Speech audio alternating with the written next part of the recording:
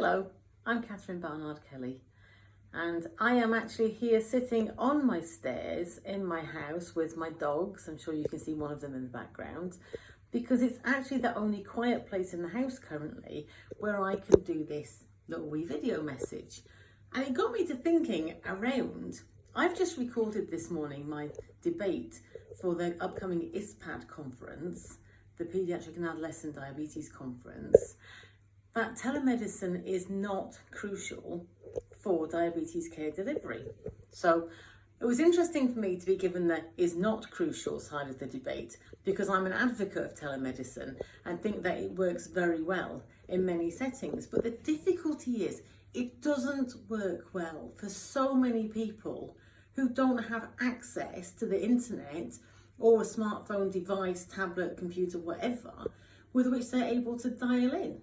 And even for those people for whom they do have access, the difficulties and the challenges in uploading data or accessing platforms or knowing what to do with the information when you receive it is actually a big challenge, and it's often overlooked when we're looking at replacing face-to-face consultations with telemedicine. But what was also interesting is, what do we mean by telemedicine? Is it a remote video consultation? Is it a telephone call? Is it a text message? Is it something more structured? How do we ensure privacy and confidentiality and information governance in telemedicine consultations, like we do in face-to-face consultations? And what does it mean for people's engagement when actually they may be like me and sat on the stairs or in the bathroom or wherever trying to get a quiet space in the house with which to engage with their healthcare team?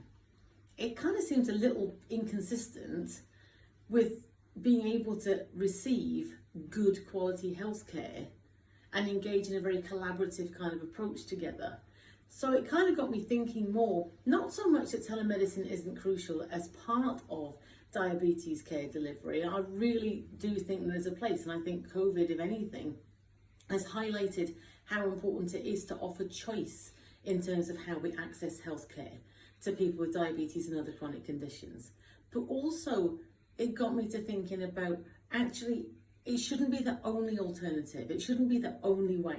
Now that life is starting to return to some sort of normality, whatever that is, maybe we need to really be thinking more clearly now about the inequalities in terms of access, not only to telemedicine, but in access to diabetes devices and diabetes technologies such as insulin pumps and CGM systems and automated insulin dosing systems, which are increasingly available, but they're not available to all.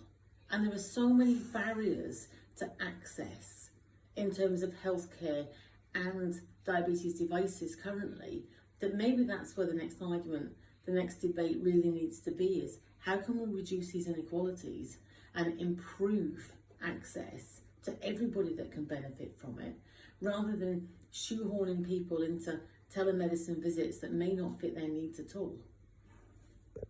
Food for thought.